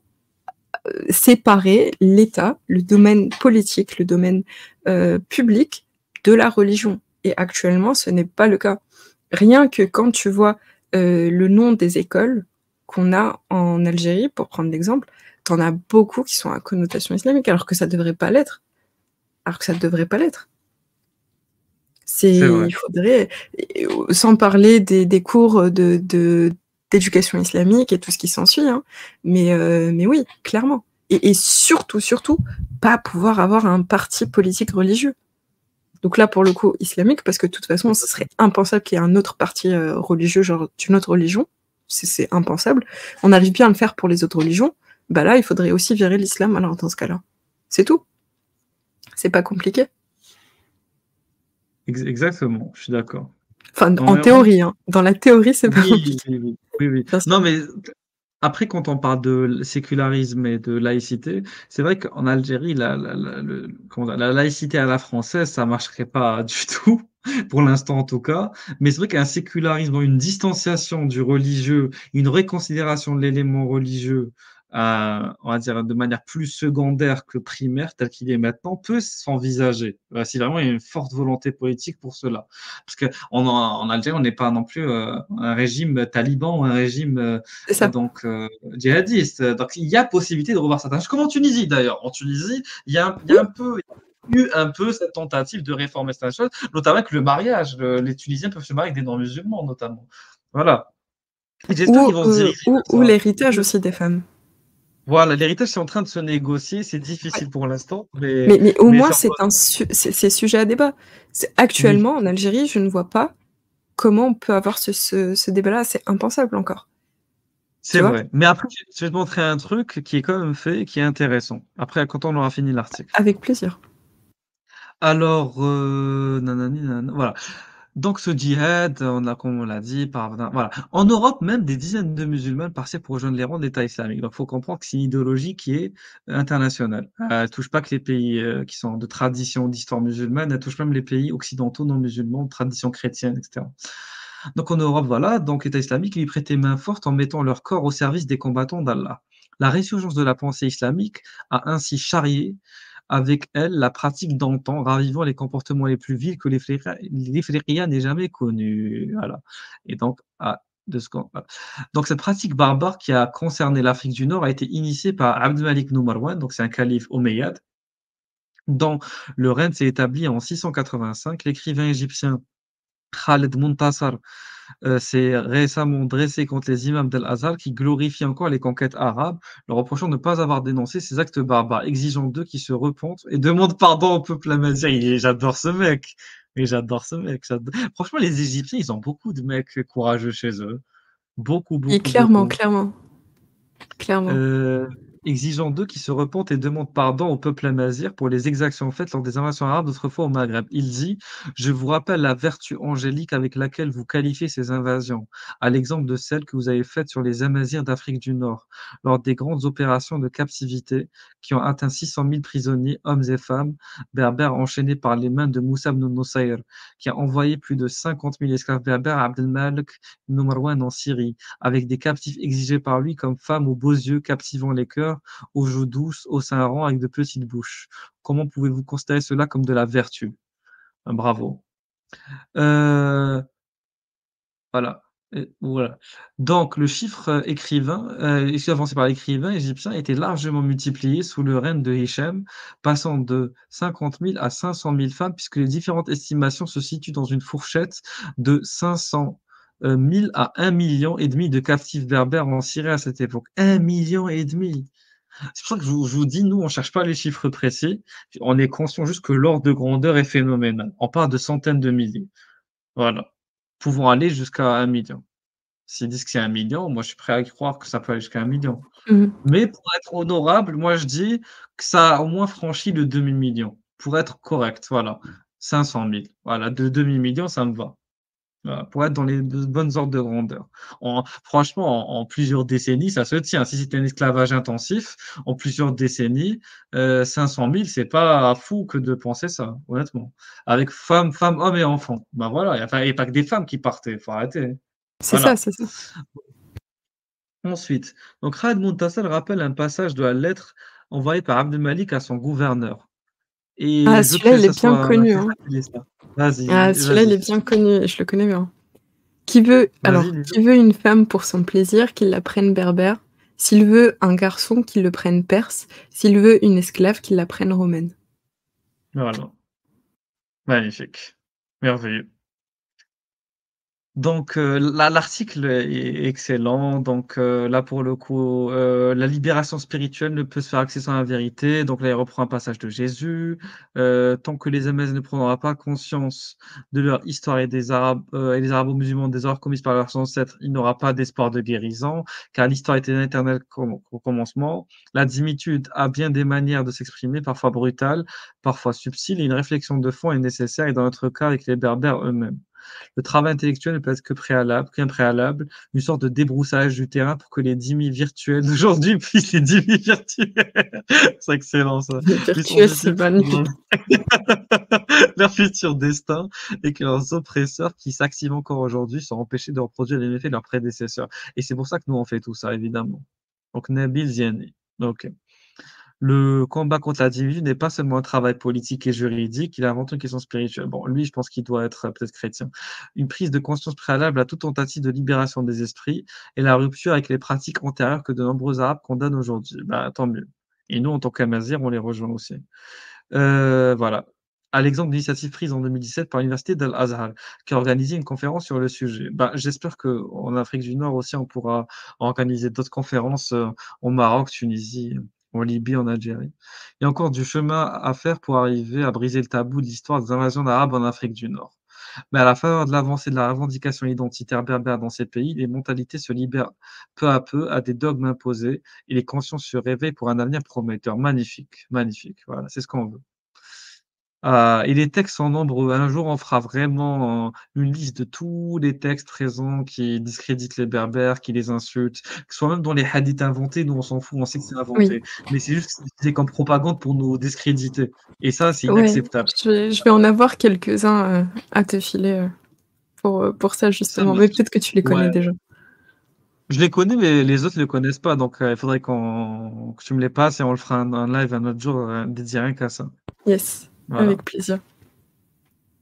Alors, juste la vidéo que je voulais te montrer, c'est celle-là. Moi, je l'ai pas encore vue. J'ai vu une vidéo plus ancienne, mais qui c'est un peu dans la même veine. Attends, je vais juste Mhm. diffuser.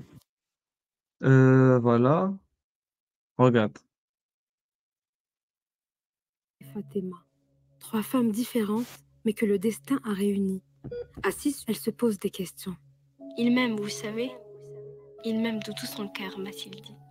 Il est gentil, vous comprenez? Il m'a offert des rubis. Il m'a dit que j'étais belle, vous imaginez? Que j'étais la plus jolie. Il a regretté ce qui s'est passé. Et il a même pleuré, mon mari. Il a passé une dure journée. Il a même crié par folie. Il était bourré. Il est même tombé. Pauvre chéri. À mon réveil hier, j'avais des bleus. Moi, j'avais mal aux yeux. Je me suis brûlée à cause du feu. Il m'a dit qu'il n'était pas bien. Qu'il avait des histoires étranges. Il m'a confié que c'était la crise au travail. Que tout se mélange. Il m'a dit qu'il était mal et que l'alcool le change. Il m'a frappé tellement fort.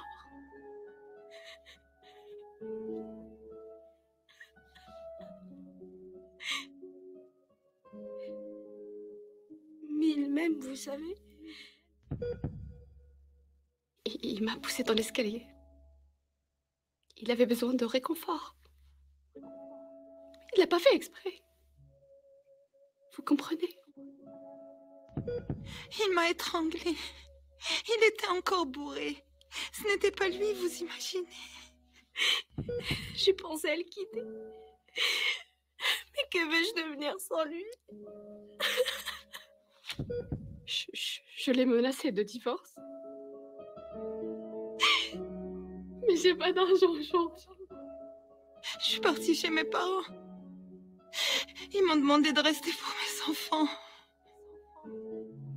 Aujourd'hui, il m'a offert un cyprès. Mes enfants m'ont offert des fleurs. Des lys. Maman m'a offert une plante. Un cactus. Pourquoi j'ai reçu un cyprès aujourd'hui? Pourquoi mes enfants pleurent-ils ainsi? Pourquoi maman ne me voit pas? Je ne comprends pas. Sarah, Emel et Fatima, 3 esprits qui se rencontrent, avec en commun le même décor, la mort.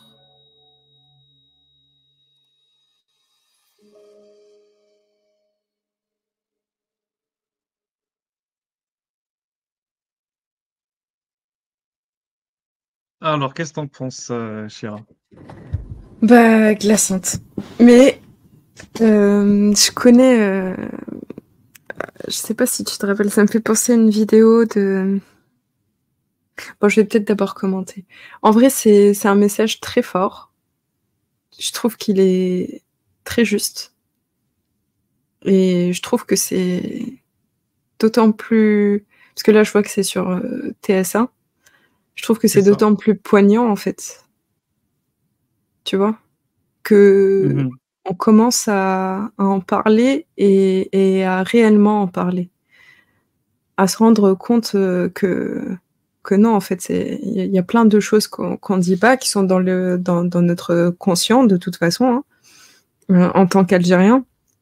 Mais c'est pas encore normalisé de dire que les violences conjugales, c'est juste pas acceptable, en fait. Tu vas quand même entendre des gens qui vont dire des choses. Eh ben, c'est exactement celle-là dont je te parlais.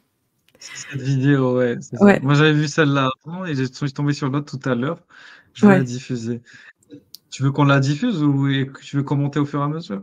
Vas-y, Ça a des vas-y, je choses à t'en dire? prie. Tu peux la Allez. mettre parce qu'elle est dure à regarder, hein. Par contre, faut prévenir, mais vas-y. Elle est dure, mais malheureusement, si on n'aborde pas ces thèmes-là, personne Ouais, va le faire, tu vois. Donc c'est exactement. compliqué. Après, je crois qu'elle est sous-titrée celle-là, donc on n'est même pas obligé de traduire. Ouais, ouais, c'est vrai.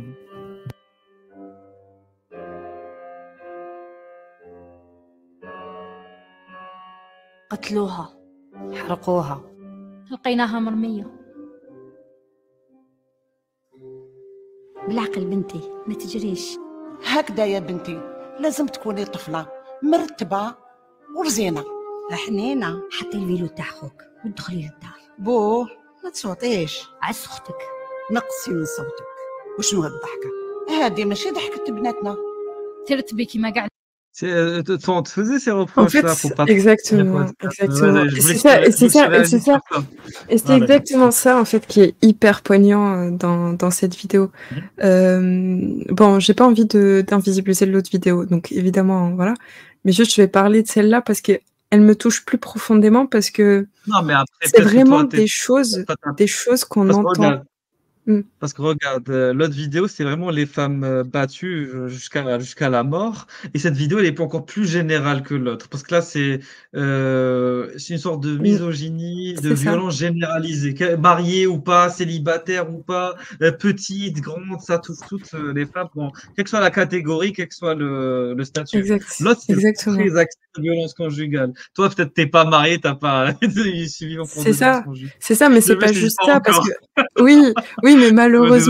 malheureusement, tu vois, malheureusement, Oui. malgré ça, on se reconnaît Mhm. quand même dans le discours des 3 premières femmes. C'est Parce vrai, que c'est vrai. de près ou de loin, on a au moins une connaissance, une histoire qui a vécu ça. Tu vois, peut-être pas jusqu'à la mort, mais moi, je connais une dame qui est très proche de la famille, qui maintenant, elle est bien heureusement séparée, mais qui a failli passer, qui a vraiment failli passer. La seule chose qui l'a sauvée, c'est qu'elle était en France et qu'elle est partie avec son fils, avec son petit garçon sous le bras, les côtes fêlées et genre elle était dans un état pitoyable, enfin au bord de la mort, à un refuge pour femmes battues. Et c'est exactement ça qui l'a sauvée.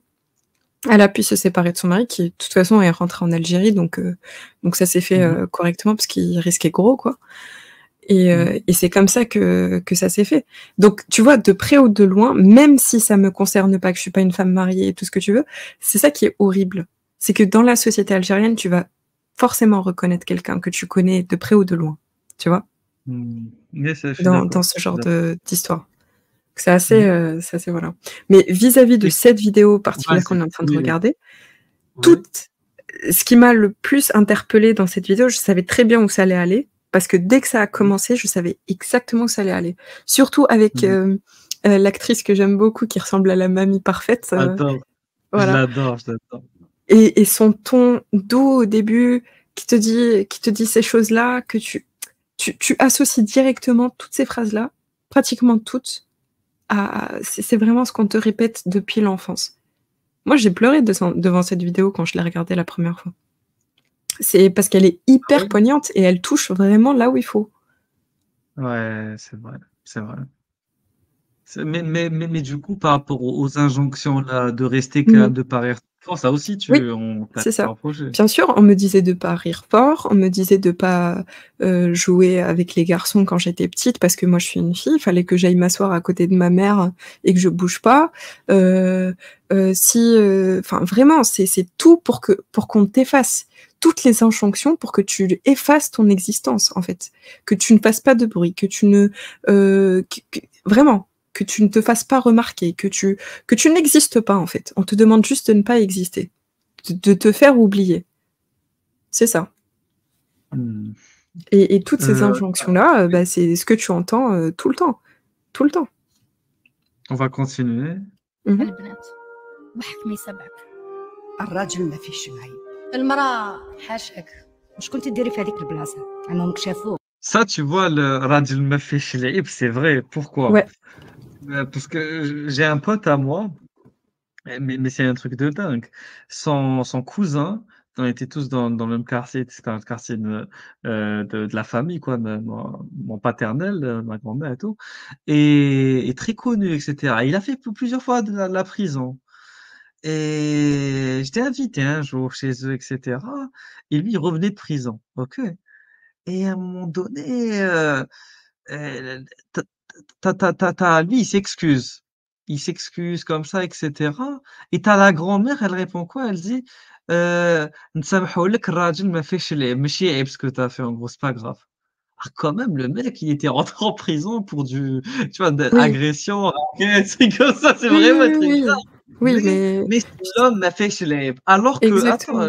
rapidement, le mec, en gros, enfin, mon pote, du coup, sa cousine, donc la sœur du récidiviste, elle a, je sais pas, elle est rentrée tard un jour et tout. Il me raconte, il me dit que c'est pas le même traitement qu'il subit. Il me dit, tu vois, Régulus, bon, je vais pas dire mon prénom, il dit, tu vois, Régulus, lui, tu vois, mon cousin, comment il est quand même bien reçu relativement à ce qu'il a pu faire. Mais sa sœur, donc sa cousine, elle, juste pour être sortie à la mauvaise heure, voilà, avoir trop tardé par rapport au couvre-feu, عيب, une fille qui dépasse l'heure du Maghreb. En gros, عيب, c'est honteux, même plus qu'il y a, je sais pas comment on peut traduire ça de manière très spécifique, Oui, mais c'est honteux. Reste dehors, ça. Ça touche c'est honteux. l'honneur de la famille. Tu peux dire Mais rape, pas c'est l'homme. toucher l'honneur de la Voilà. famille. C'est vrai que l'homme, quoi qu'il fasse, mais vas-y, tu veux développer sur ça? Vas-y, je t'en prie. Oui, bah moi c'est Ça littéralement la même développe. histoire que la tienne, hein.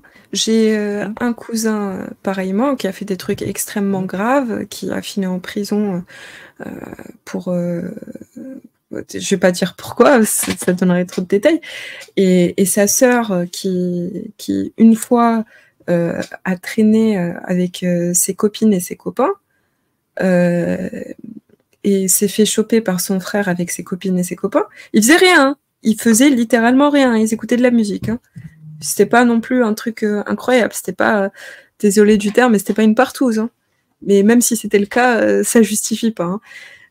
Elle s'est fait absolument défoncer. Physiquement, verbalement, tout ce que vous voulez. Elle s'est fait battre vraiment. J'ai même pas de description pour ce qu'elle a subi. Et son frère, donc le même, hein, qui l'a battu pour ça, a fini en prison pour quelque chose d'hyper grave. Genre, on peut presque pas faire plus grave. Donc voilà, ça donne assez de détails. Et non, tranquille, normal. Quand il est sorti de prison, enfin, tout le monde comment dire, le prenait en pitié carrément. Même quand il était à son époque où il était en prison, tout le monde le prenait en peine en fait. Il disait oh mesquine, oh, le pauvre, regarde ce qu'il est en train de subir. Mesquine, ce qu'il a fait c'est hyper grave. Mais mesquine, t'imagines, il a ça sur la conscience. C'est incroyable, c'est incroyable.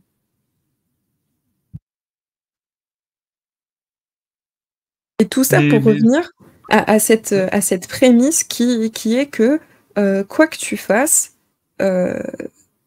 si t'es un garçon, tout est ok. Tout est plutôt ok, même si on s'énerve contre toi et tout. Ça sera pas retenu contre toi. Par contre, la fille, on va faire attention jusqu'au moindre détail. Et désolé pour le terme, Régulus, jusqu'à sa culotte, quoi. C'est horrible. C'est absolument horrible. Oui, non, mais regarde, t'excuses pas il passe plus de temps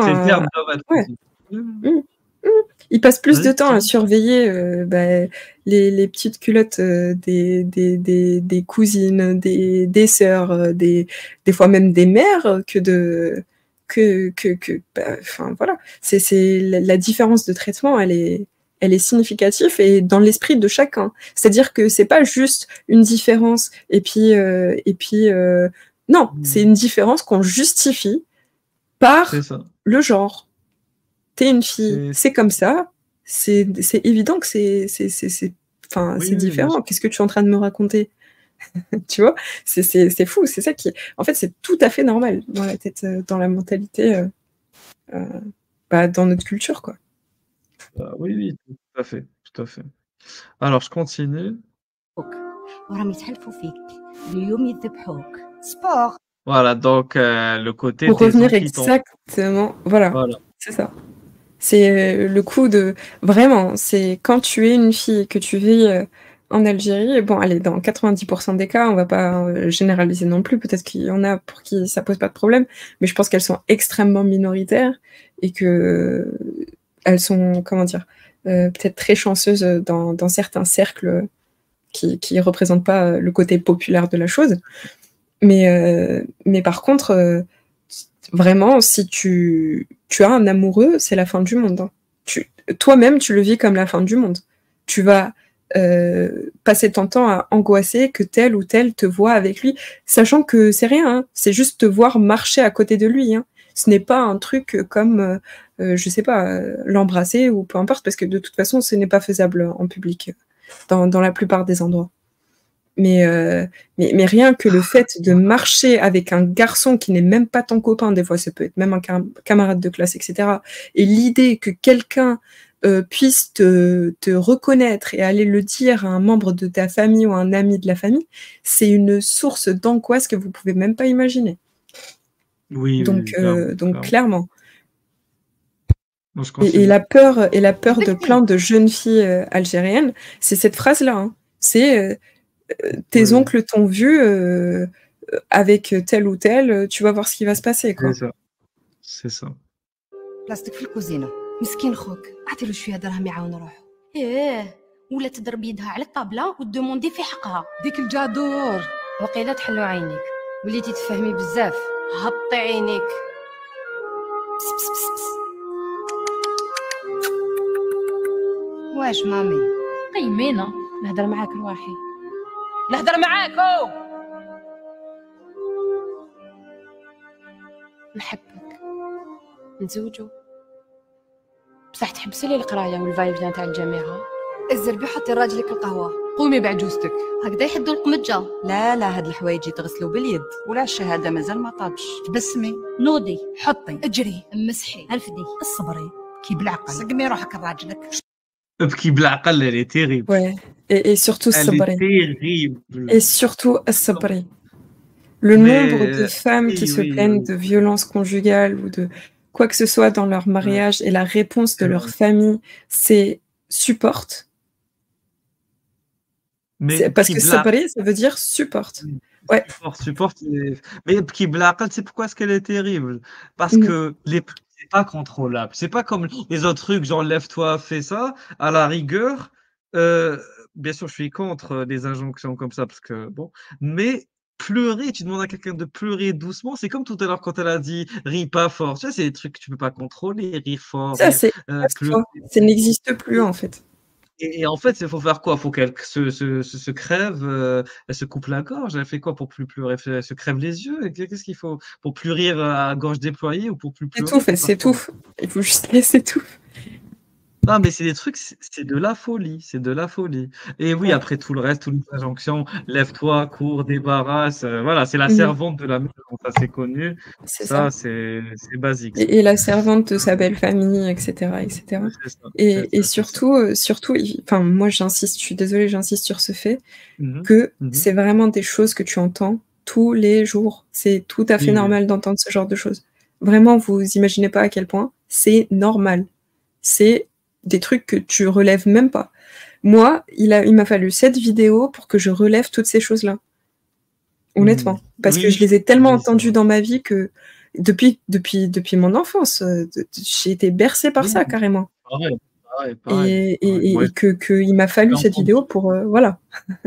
Même nous, en tant qu'hommes, on entend du coup nos mères ou nos grands-mères parler comme ça à nos sœurs, à nos cousines, je sais pas, même entre elles d'ailleurs. Tu vois, ma grand-mère qui parle à ma mère, qui parle à ma sœur, qui parle à mes cousines. En tant qu'homme, on assiste, spectateur, parce que c'est pas nous qui subissons directement, mais de manière inconsciente, on intègre tout ça. Et le fait de revoir ça sur la vidéo, ça fout un choc. Vraiment, ça fout un choc. Et on se rend compte d'une réalité qu'on n'a pas vécue quelque part directement, mais indirectement. Et les hommes, faut être honnête, sont les complices de tout ça. Ou soit aussi, parce que faut comprendre un truc. Il y a ce que je considère moi, et j'aimerais bien que tu développes sur ça. Il y a ce que j'appellerais le patriarcat féminin et le patriarcat masculin. Tu vois, en gros, le patriarcat masculin, bah, c'est le mec qui va l'exercer sur les femmes, mais le patriarcat féminin, c'est les femmes qui vont l'exercer sur les autres femmes. Je sais pas si tu comprends. Et du coup, c'est Complètement. plus la même dimension. Voilà. En fait, Et des tu as fois, une les espèce femmes, elles sont plus de... cruelles que Ouais, les hommes. Je sais pardon. pas comment te l'expliquer, c'est de la folie. Tu m'as entendu? Exactement. Exactement. Va- Vas-y, tu peux développer sur ça d'ailleurs? Parce que c'est Après, intéressant que tu oui. puisses développer. En fait, moi, Vas-y. je suis arrivée à une conclusion dans ma tête. J'appelle ça le syndrome du dominé. C'est-à-dire que tu es dans la classe qui est dominée, ok? Donc, en Algérie, ça correspond à être une femme. De par les lois qui sont inégales et tout ce qui s'ensuit, la société, les traditions et tout ce que tu veux. Vraiment, on va pas se mentir sur ça. L'Algérie est un pays où l'homme est dominant sur la femme. On n'a pas d'égalité de droit. À partir de là, on peut même s'arrêter juste là. Et je veux dire, le droit au divorce, et pas juste à la répudiation, date d'il y a quelques années. Ce n'était pas il y a si longtemps que ça, tu vois. Donc, à partir de ce moment-là, bien sûr. pour une femme qui ne pouvait pas divorcer, enfin, voilà, tu vois, ça crée quand même beaucoup d'inégalités. Et c'est ces générations-là, hein, de ces femmes complices du patriarcat. Hein. Et ce syndrome du dominé, pour moi, il s'exprime par ça. C'est tu es tellement dans cette classe de dominé que naît un nouveau patriarcat, comme toi tu l'appelles, qui est celle des dominés sur les dominés. Tu vois? Je sais pas si tu vois ce que je veux dire. C'est-à-dire que, et oui, tu as raison dans certains cas, alors pas, on peut pas généraliser, mais dans certains cas, oui, tu as des femmes dans certaines familles qui sont plus cruelles que les hommes dans ces mêmes familles. Par exemple, dans ma famille, les femmes sont plus cruelles vis-à-vis de ce genre de choses par rapport aux hommes. Aux hommes qui... Donc, est-ce que les hommes sont moins cruels parce qu'ils n'ont pas besoin de le faire, dans le sens où les femmes font leur job, entre guillemets, ou est-ce que c'est autre chose? C'est à méditer. Mais par contre, oui, complètement. Et tu vas beaucoup plus avoir, dans la cellule familiale, tu vas beaucoup plus avoir des injonctions de femme à femme que d'homme à femme. Je pense, hein. Mais après, c'est dur de généraliser, évidemment. Mais oui, tu soulignes un truc important. شنو هاد المكياج؟ استري روحك. المرأة الفحلة تخدم في الدار وبرا وما تقولش دوري ولي غمي مليح هكذا نحبك.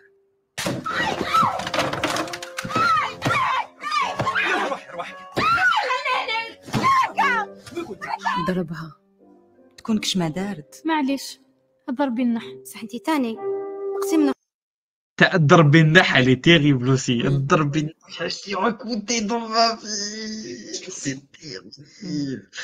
Faut vraiment se mettre dans l'ambiance, dans l'éducation, dans la vie algérienne pour comprendre. Parce que c'est des expressions qui s'utilisent, parce que ضرب النح, je sais pas si on utilise ça en Tunisie ou au Maroc, mais en tout cas, nous, pour avoir, qui sommes algériens, pour avoir vécu en Algérie, une bonne partie de notre vie, c'est des expressions qui font écho en nous. ضرب النح, c'est vraiment, voilà, ferme les yeux, passe à autre chose, oublie, ignore, avale ta salive et ferme ta gueule, voilà. Mais vraiment, Oui, voilà, c'est ravale, voilà, c'est exactement ça. روحك شوية زاد ضربها. سمعنا العياط عطاها طريحة تاع كلاب. هي تاني ماشي حمد ربي ما خصها والو معاه. هي ماشي هو هي سحاتو تستاهل. Oh, putain, c'était le sahur, bien sûr. Fallait que le sahur. Et c'est là, parce que depuis tout à l'heure, Chira, on nous dit, oui, mais pourquoi est-ce qu'elles critiquent pas la religion? Vous pensez que c'est facile? Elles sont en Algérie, elles sont actrices. C'est quand même des comédiennes. C'est pas des gens lambda, c'est pas moi. C'est des actrices. Elles ont une influence, un métier, elles ont une autorité en Algérie. Elles peuvent pas se permettre de critiquer l'islam à ciel ouvert comme ça. Vas-y, je t'en prie. C'est ça, et surtout, faut pas oublier, il y a une loi algérienne qui t'empêche de faire ça. Vraiment, il y Oui. a une loi algérienne, il faut se mettre ça dans la tête. Il y a une loi algérienne qui t'empêche de faire ça. Si tu es sur le territoire algérien, tu risques gros, tu risques très très gros. Combien de personnes l'ont fait et se sont retrouvées soit disparues, soit se sont retrouvées sont toujours en prison a priori. Mais c'est fou. Faut comprendre ces trucs-là. C'est impossible. C'est juste impossible. La critique n'est pas possible dans le pays. Il faudrait que les gens le fassent, bien sûr, mais le faire à visage découvert dans le pays, ça vient avec son lot de problèmes que voilà, il y a une répression de ça en fait. Il y a une répression réelle. C'est pour ça que la plupart des C'est ça. personnes qui critiquent la religion à visage découvert font partie de la diaspora algérienne, en fait. Il y a une raison derrière ça. Ça veut pas dire que les seules critiques de l'islam sont dans la diaspora, mais par contre, si tu veux le faire à visage découvert et continuer à le faire, bien sûr, si tu peux, c'est très dur à faire. J'ai pas envie de dire c'est impossible, mais c'est possible en soi, mais tu vas finir en prison. Il y a quelque chose derrière, quoi. Exactement. Et par exemple, Ensuite, j'aimerais Sihor, souligner un dernier truc. Je suis désolée, oui, Régulus, je sais, je parle vas-y, trop. vas-y, vas-y. Mais il y a un dernier truc que je veux souligner dans la vidéo. Il y a quand même dans certaines injonctions, le terme Allah qui revient. Hein. Oui. Par exemple, Hamdillah. Explique, explique. Voilà, c'est ça.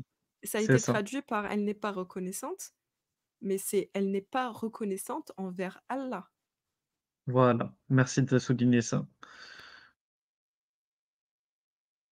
Continue. C'était juste ça. Je voulais juste souligner le Non, fait non, que moi je malgré veux que tu tout ça, réagisses sur malgré le Sihor. fait que, Ah, oui, oui, malgré le fait que vas-y. voilà, elle critique pas la religion telle quelle, mais il y a Ouais. des éléments de langage qui n'échappent, enfin, Oui, oui, qui ne l'échappe moi pas. personnellement ne m'échappent pas quoi. Et rajoute aussi un commentaire sur Sihor, Saharatou, ça c'est le truc basique. Jamais, nous les hommes, on n'a pas accès à la magie, tu vois, c'est pas possible. Il y a que les femmes qui ont accès à la magie. Exactement. Saharatou, jamais tu entendras Saharatou. Explique aux auditeurs qui comprennent pas. Ok, alors Sahratu, ça veut dire elle l'a ensorcelé, ça veut dire elle lui a jeté un sort à base de maraboutage. Et ça, c'est quelque chose que beaucoup de femmes algériennes disent entre elles, en général en antagonisant la femme d'un oncle. Quand ton frère se marie avec sa femme et que il est moins disponible pour toi ou pour sa mère et que c'est ce qui est tout à fait normal et qu'il a sa vie de famille, etc., qu'il te voit moins, toi, au lieu d'aller voir ton frère et de lui faire un reproche à lui, non, tu vas antagoniser sa femme. Tu vas dire sa femme l'a ensorcelé. Elle lui a fait du sihor, sahrato. Ça veut dire qu'elle lui a jeté un sort pour semer la discorde entre vous, pour l'éloigner de sa famille, afin qu'il passe plus de temps avec elle et l'avoir